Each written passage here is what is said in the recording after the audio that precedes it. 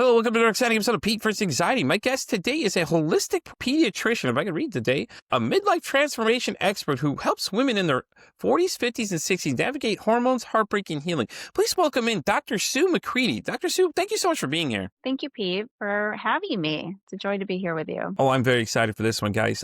Dr. Sue, can you go ahead and give everybody a little bit more about your background? Yeah, so I am a medical doctor. I'm a pediatrician by training, and I've focused all of my pediatric career on helping children heal holistically through nutrition. And along the way, basically, moms were like, "What about me? How can you help? How can you help me? How can you support me?" And it's been an evolution. It's been a journey for myself personally about how to best help them. And what I've landed on really is through coaching and finding ways to help women in their 40s, 50s, and 60s basically like make life easier, make life more fun. There's a lot of transitions. This period of life is our midlife, but I think of it, Pete, like a second adolescence. Like, do you remember your adolescence? Mm-hmm.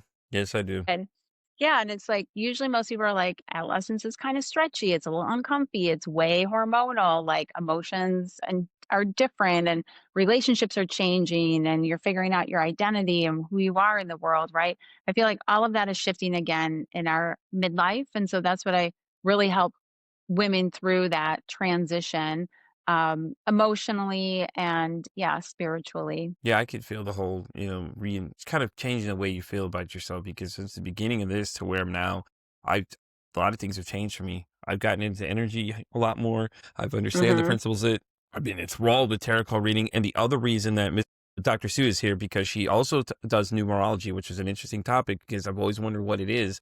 I hear it all the Hmm. time, so we'll get into that. But have you always been in holistic healing, or is it just kind of like you were practicing, Western medicine and then you went to Eastern medicine, basically? Great question.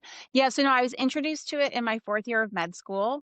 I believe it was divine because a friend asked me to do an alternative medicine rotation with him, and I said, "Great, I'll do that with you. How about you do this pediatric neurosurgery rotation with me?" He became a neurosurgeon, and I became a holistic practitioner. So I always look at it as like two crossroads. Like we met, and then we like went on the way, and so I've been interested in it since medical school. And then through residency, there isn't really a lot of time for extra training, but I did when I could. And then as soon as I finished residency, and I was the chief resident, which is basically training, teaching, administrative. So I stayed on an extra year for that. And then I launched my own practice, which was fundamentally just about using the tools that I knew with traditional medicine and really learning how to get to the root of physical and mental health disease, right? Like, Hmm. what else can we do? So we see these patterns. Pattern recognition is everything. Like, you see patterns, you put them kind of into buckets, and you're like, okay, when I see this pattern, this seems to work, right? And you apply that. And so I just learned a bunch of different modalities, anything from like cranial sacral therapy, acupuncture, landed really on nutrition. That's really, I've honed my practice for a couple of decades with children. But I've always been open to alternative ways of healing. I find it fascinating and fun and effective. I think it's interesting. People listening are probably like nutrition. Like nutrition plays a major factor in a lot of things you don't realize. The stuff you put in it's, it's the same thing. This idea is you put the crap in, you get crap out kind of idea, the same principle or idea. So like your nutrition really does matter about how well you do with your mental health as well, because a lot of the stuff you're putting in can feel what you're in the gut itself is actually the brain in the body. So a lot of people will tell you, and it's true. Hmm. It really is. It really is. I think people think the brain is where it is, but the brain really isn't. The brain kind of controls everything, but your gut is the pilot of this ship, and it's interesting when you say that though, because I think a lot of people are going to be like, "Oh, nutrition." I'm like, hold up, listen, hear us out. Mm. It has a lot more factors than you realize, especially in kids, because I think kids have bad relationships with foods because we as adults, we don't think about anything. We're just like, "Oh yeah, you can have that. Oh, you can have this," and just keep getting all this junk food and things. And we're like, "Oh, they're just kids. They'll be fine." And it's really not. It's not good for them because it has its own, things that it's going to do later on to them because they're going to have the bad relationship, not know how to eat better. And then that'll be the new struggle for them because then they'll have that weird relationship with food because they're like, "Oh, mom used to make me like hamburger helper," which that stuff is terrible for you, and things like that. Yeah, I mean, eating healthy is a process, but it's also fundamental. I mean, we, break down the food that we eat and reassimilate it in order to form neurotransmitters like dopamine and serotonin in order to concentrate and focus, right? We need building blocks like methyl groups to make healthy neurotransmitters function appropriately. So there's no doubt that nutrition is fundamental to our brain health for sure. Yeah, definitely. And so let's get into the funnest stuff, here. Let's talk about numerology, tarot cards, and all that other good stuff that you're into. So is this something you always been into, or is it something that kind of fascinates you? Like, just like how your friend introduced you into holistic medicine? Is it the same kind of concept? It's the same. I would say it's the same concept, Pete, in terms of just following breadcrumbs, like following, like, ooh, that seems interesting. Let's see what that leads to, right? So I was actually vacationing with my husband in Asheville, North Carolina. We walked into a store and I was just drawn to this deck of cards, Hmm. and it was a deck of tarot cards. And I had heard the word tarot before. I wasn't really sure about what it was or how to use that. I was just like, I get to have this deck of cards, basically. So then I was at home with this deck of cards and I was like, okay, now what? And I'm just a big learner. Like I'm always like, okay, how do I learn more about this? Who can teach me about this? And so at the same time, I found, someone to teach me about tarot. And within tarot, there's numbers. And so at the same time, I found somebody to teach me about numerology, which is basically a pattern of numbers. And so I look at numerology like the pattern of numbers. And, some things had just like started to occur to me. Like well, here's a big one. I look at numbers and patterns of numbers basically as little messengers, right? And so I started to notice like these numbers. This is a story that happened. It happened during my residency. So during pediatric residency, and I really wanted to get away for residency. So I'm born and raised in Michigan. I was like, let's get out west for residency, right? And that didn't happen for me, right? I ended up getting matched in Detroit, Michigan. So I was like, I get to stay in Detroit and do my pediatric training here. Meanwhile, my friend got to go where I wanted to go. Like she got my top choice, right? And I was like, oh, that hurts. That hurts. And so right when I got matched, like it's called match day, and I opened up the envelope and I was like, Children's Hospital of Michigan in Detroit. I was like, oh, dear God, let me meet my husband here. And you know what? I did a year later. I met my husband through that friend that got matched over there. But what Okay. was so cool, how numbers come into play, is on the first day, of residency, you get your pager. Remember pagers? Hmm. They beep, beep, beep, right? I got Yeah. my pager, and each of us have a pager number. And I noticed my pager number is 7238, or it was 38. And that's my birthday. I was born in the year 1972 on March 8th. And I was like, I just look at that as like, that's so cool. Like, I'm taking that as a message of like, you're in the right place, Sue. You don't know why the hey you matched here. You're here. Here's your number. Like, this number is attached to me for all 4 years while I'm there. And it's your number. It's 723. So I was like, okay, this is great. And within a year, I met and later married my husband. So I started to just notice like numbers everywhere, like on license plates and like the clock. And sometimes they were repeating numbers like 111 or 222 or 555. So I just started to get intrigued, like, what is all that about? But more of recently is when I really did like the certification and the learning that everything is energy, including numbers. And so numbers have energy. And so you can just read them like patterns, and how I integrate them into tarot. Cause people are like, what the hey is tarot? Hmm. Tarot. Hmm. Yeah, I'm sure they are. Tarot is a tarot is a deck of cards that used to be like a playing cards, like back in the 1500s, I believe. It was like how we think of our deck of 52 playing cards, right? There's suits and things in them. And so they used to play with these cards. Well, now we see these cards, particularly there's 21 cards called the major arcana, which are basically archetypes. Like what are archetypes? They're patterns. Patterns of what? Patterns of behavior. Patterns of behavior. And so when I saw this, and I've always been intrigued by human behavior, I was like, wow, is this just a representation of all the patterns inside of us? Right. And so the way that I use tarot is similar to how a psychologist or would use, remember the inkblot test? Like Hmm. you look Yeah. at that. Yeah. Yeah. And You're tell me like, what you see. Yeah, I remember those. tell me Yes. what you see, right? And so everybody sees something different. Why? Because, what we pull from our subconscious into unconscious thought, subconscious into conscious thought can be different depending on when we're looking at that and what's happening in our lives at that time. So that's how I use tarot. I mean, I use it many ways, but that's one of the ways that's easiest to explain. I use tarot like a psychologist would use an inkblot test. Like, what do you see? Right. And the way that I pull up tarot is based on numerology, what year we're in. We're in a 9 energy year at the time of this recording. It's 2025. So 2 plus 2 plus 5 is 9, a 9 energy year. The 9 card in the major arcana is the hermit. So it's like the energy of the hermit this year. So to me, the way that I see tarot numerology and how to use it is it's just another pattern. If you want to see the pattern, you can use the pattern. If you don't want to see the pattern, you can ignore the pattern. Lots of people tune into the pattern of astrology and the planets, right? Or you could just like not pay attention to them at all. I kind of think of it, Pete, like this. We see patterns. There's patterns that we clearly all recognize. One of them is seasons. Like I live in a place where there's 4 seasons, right? If I recognize and honor the pattern, like I'm not going to go hang out in my bikini in the middle of winter. Like that's not really like flowing with the pattern, Unless right? you're one of those I can polar bear people, I mean, that'd work for yeah, but yeah, okay, that good that point. would work for you, but for me, that would not work for me. So I can ignore it, and I can just say it is what it is, or I can really flow with the pattern and be like, Yeah, oh, you know what? It's winter. I think I'm going to put a coat on and go outside. To me, the way that I use this with women in coaching is like, how can we flow with this pattern?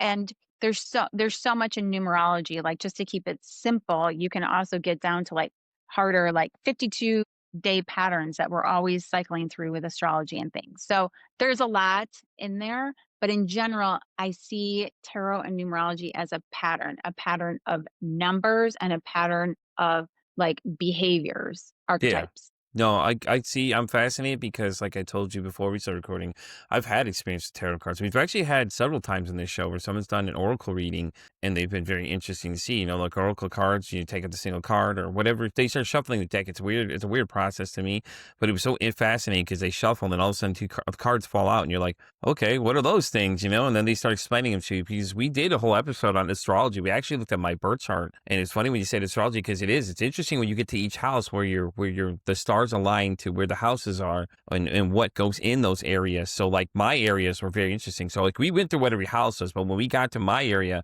there was just we went into deep conversation about what those mean, what the meaning was behind them. And a lot of them were really accurate. The same thing with my experience with tarot cards was like, they were very accurate to what I was thinking. Someone would do it for me. And then it's like, the other thing too you learned was like the positioning makes a difference.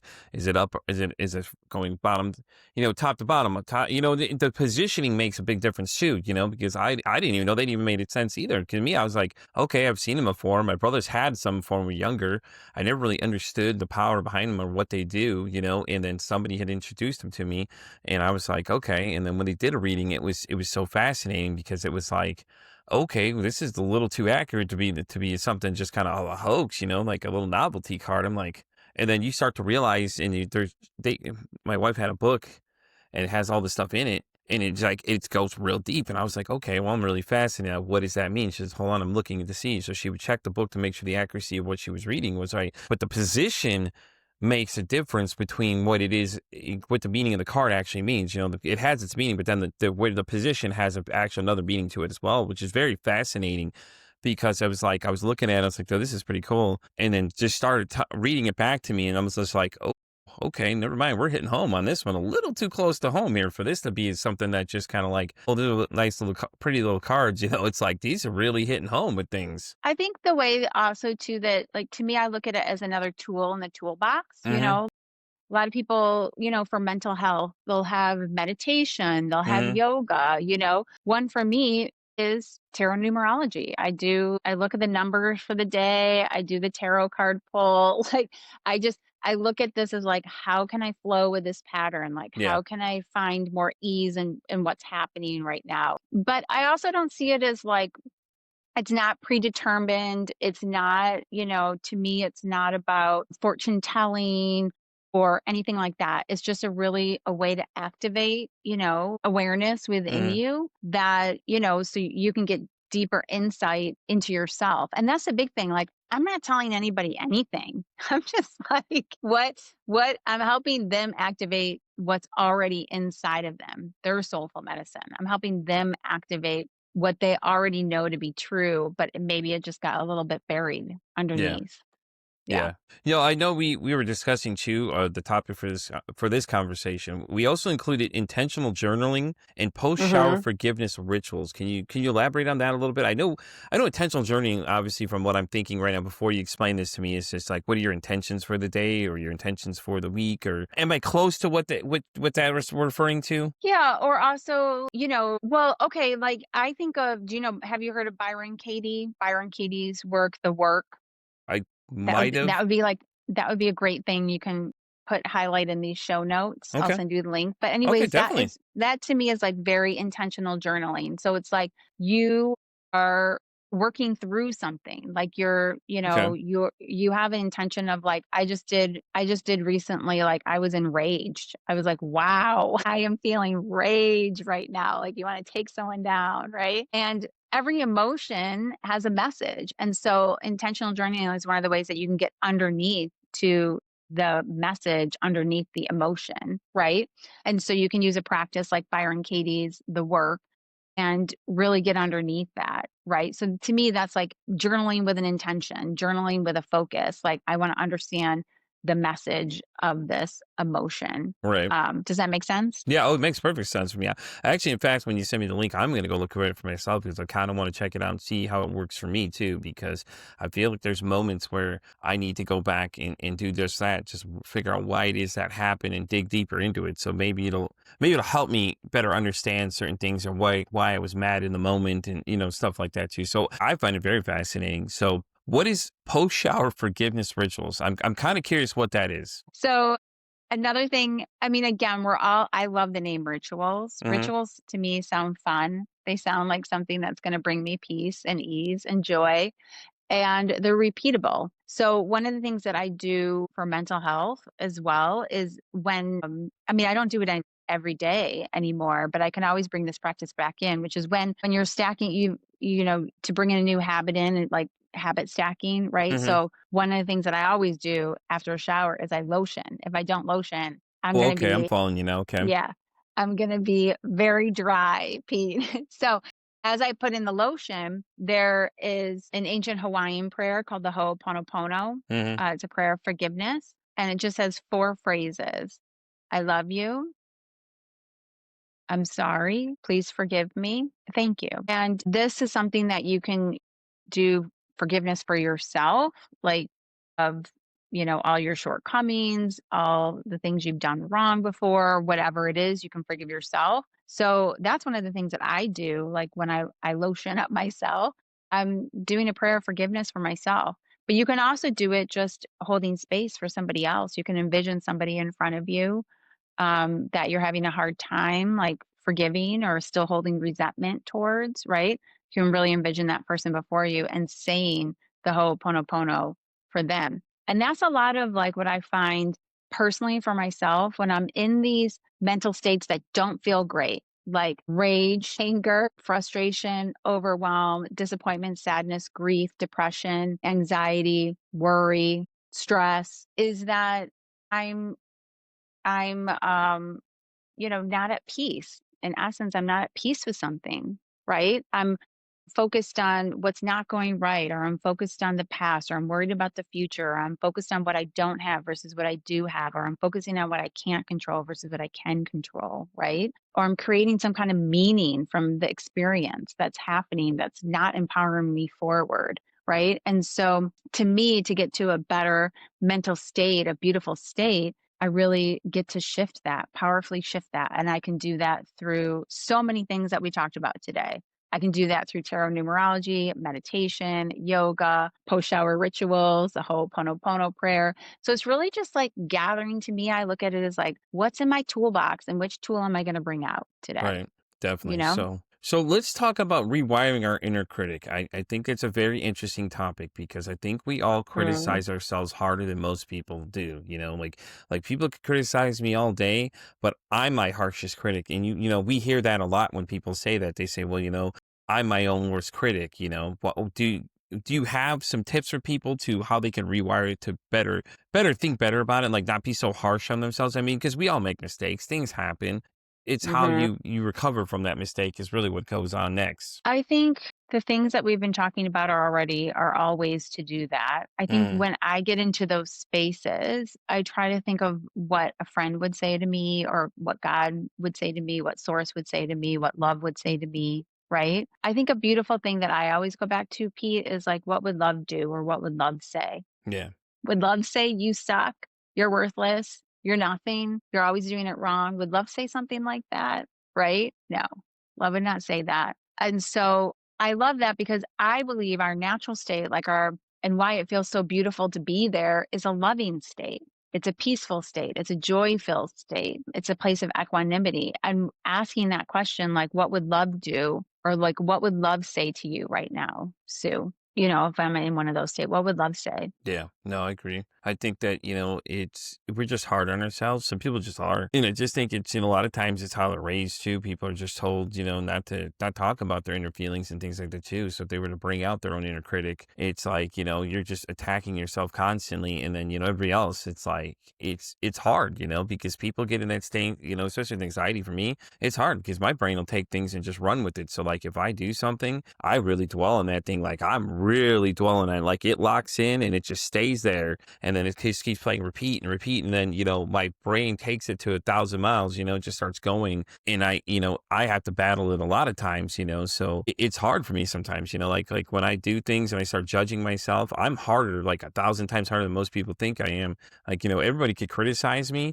but I beat myself up worse than everybody else. Like it could be for every 10 people, it's 1,000 people beating me up on the inside kind of thing, because my anxiety take it and just run with it, and we just go, whoa, okay, let's hit the gas pedal, go and take off, and then bring in my friend depression in, then that's a fun thing. And he starts pulling you down too. And it's just, it's an I interesting also inner work that goes on with me sometimes. I also like to remind myself that it's not my anxiety, it's not my depression, it's not my sadness, it's not my grief.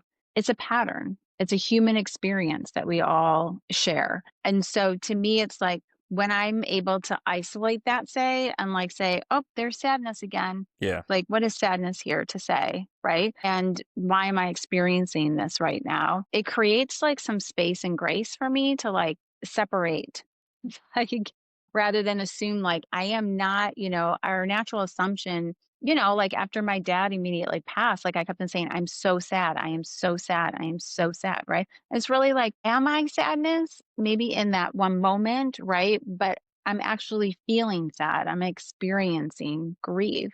Right. So to give yourself a little bit of space rather than like becoming the emotion. Does that make Right. sense? Yeah, I kind of think of my emotions as kind of like that movie Inside Out. I think it's probably the best way to look at it, like all the little different Yeah, characters. I thought it was a great representation, especially the I second one, agree. because I was like anxiety.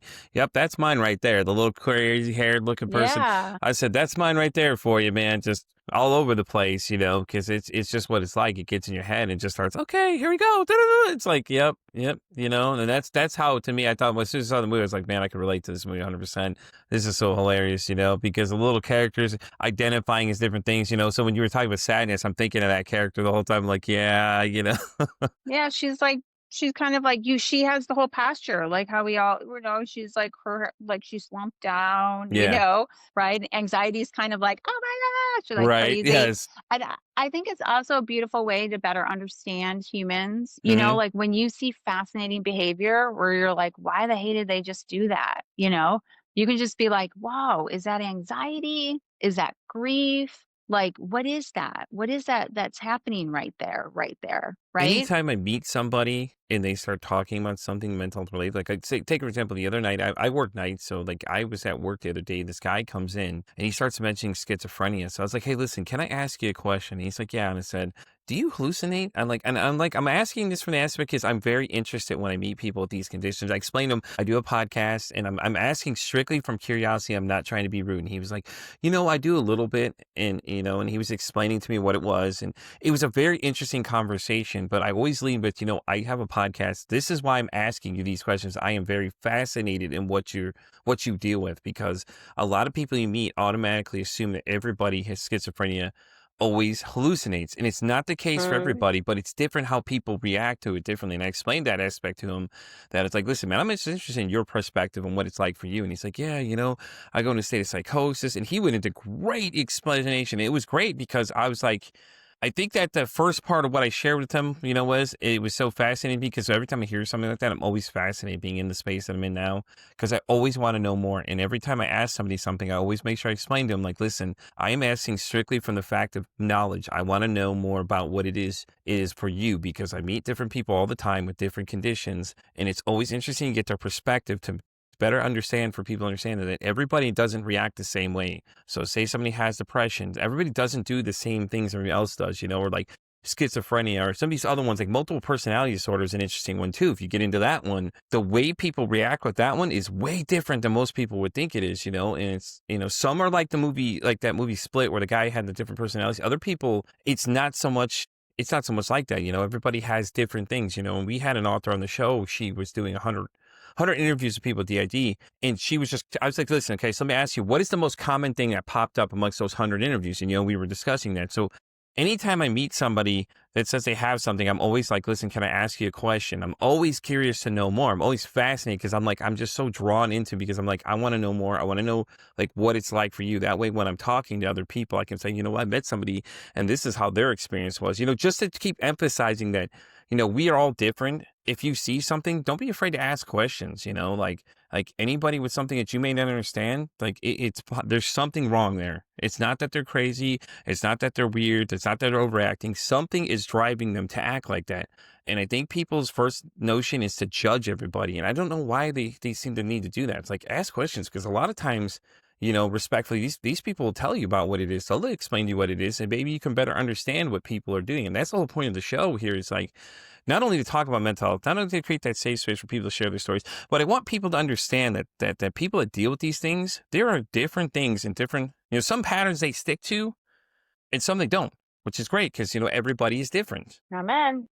The doctor was like, hey, man, keep going. You got this. Don't worry. So let's talk about shifting anxious energy into spiritual clarity. That's probably something I need some tips on. So can you give me some tips, and, anybody else listening, how they could take their anxious energy and turn it into some more clarity? Well, I think you get to use a tool like the tools that we've been talking about, Mm-hmm. right? There's many, that you get to shift your state first and foremost, right? Like you don't get to clarity like through an anxious state.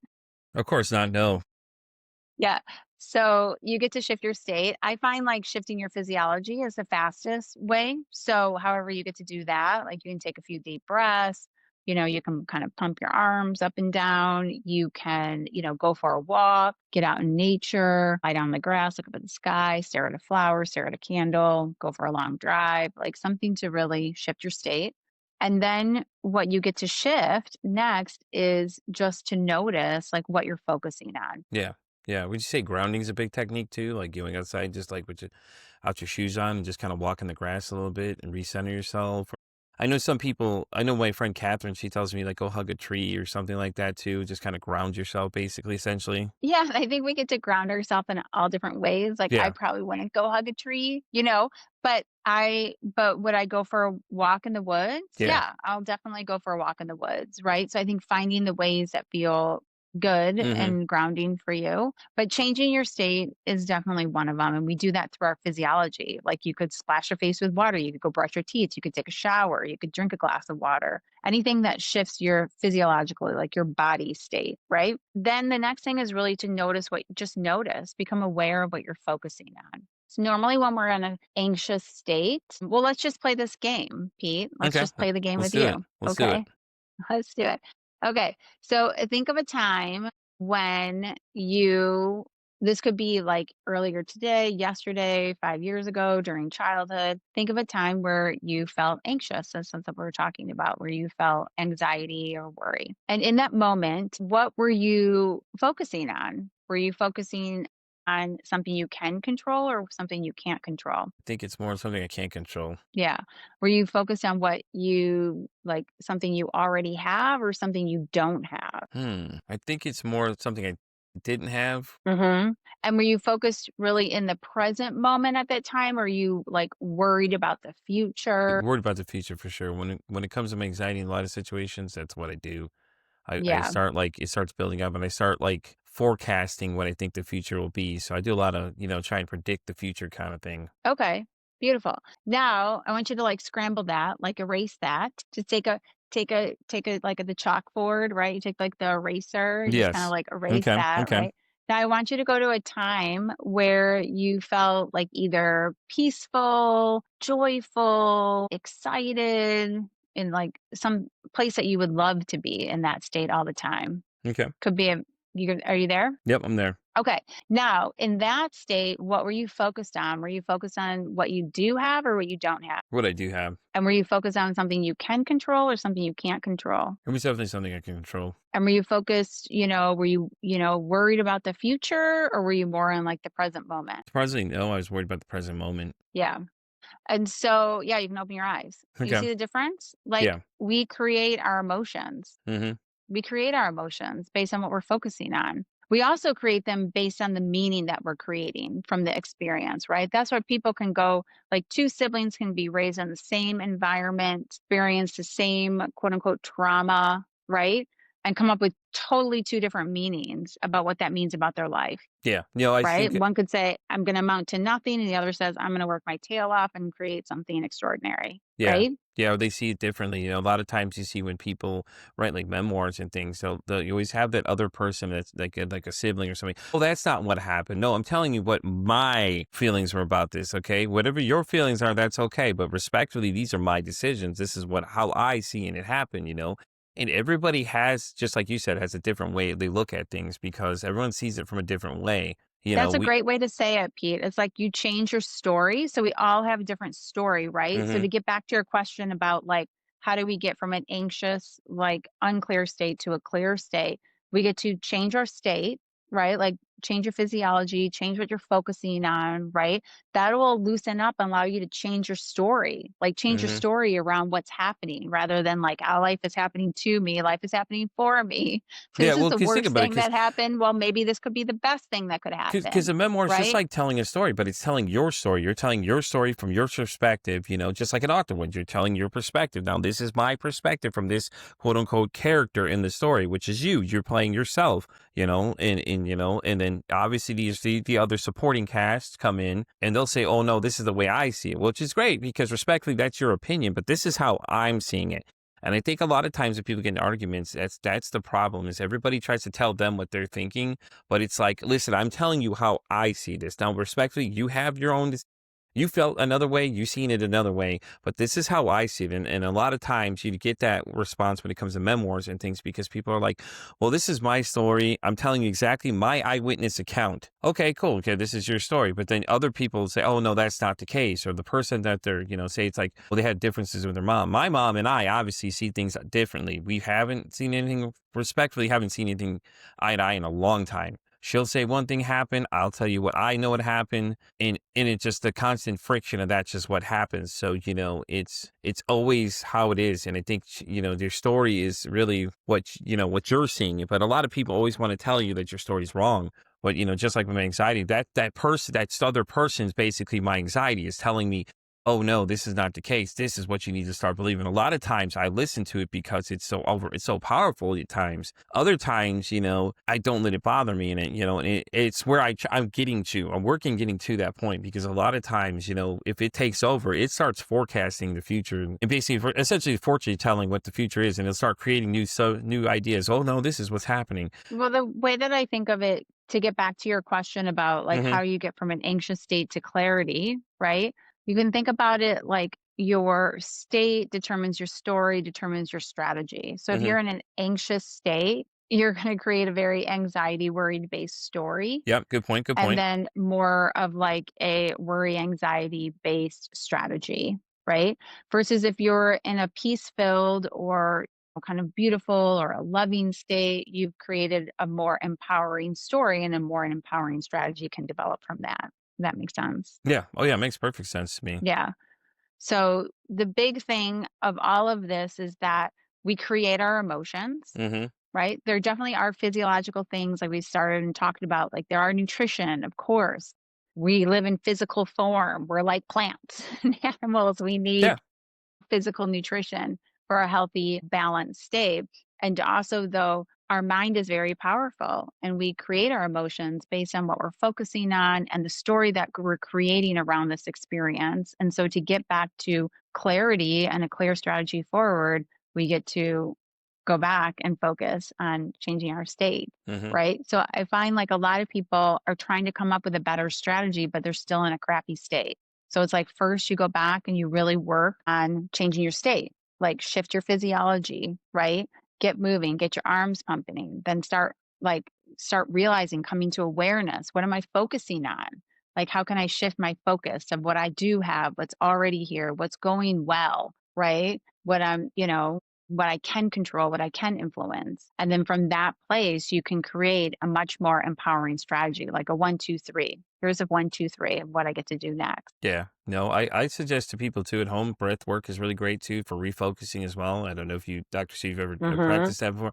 It's a phenomenal thing. A lot of people look at it, will look at what you're doing. It's kind of weird, but when you do it, trust me, it is a whole nother experience. Try it for yourself. My best advice to anybody is just to try it. Go and try it. If you don't like it, okay, cool. You don't have to keep doing it. It doesn't work for you. At least you gave it a shot. You know what I mean? Don't dismiss it right away, because breath work is very powerful because you're using your own body to basically refocus your mind and things like that too. And it helps me in a lot of situations. I've met a few people that to practice breath work and things, and we practice it here in the show, and I use it now when I get to those certain states. I'll just start practicing, and people look at me weird, like, what am I doing? I'm like, I'll tell you in a minute. Like, don't worry about what I'm doing right now. Let me just do my thing. And then I explain the principle to them, and they're like, oh, that's so interesting. I'm like, these are the things I meet when I meet people, new people. I learn new things and different things, how to do things, and all these different techniques and, things I take away from different conversations is great because, I can use them, apply them to my own life. And then I could tell people about it myself. Like, hey, listen, have you tried this? Try this,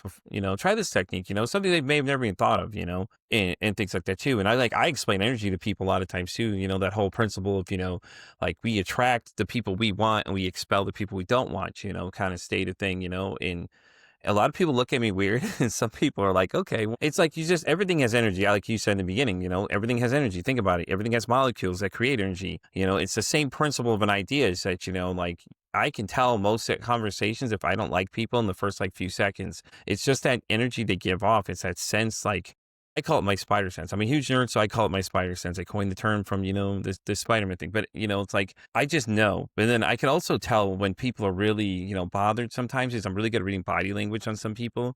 Like that one guy I was telling you about before we started recording, where you could read something was wrong with the situation, but you weren't sure. So as we got into the conversation, it started making sense, and ever since I was introduced to the principles of energy, I'm always so fascinated about it, different things I can learn and different things you can do with it. And, all these different principles of it is just so great. I love it.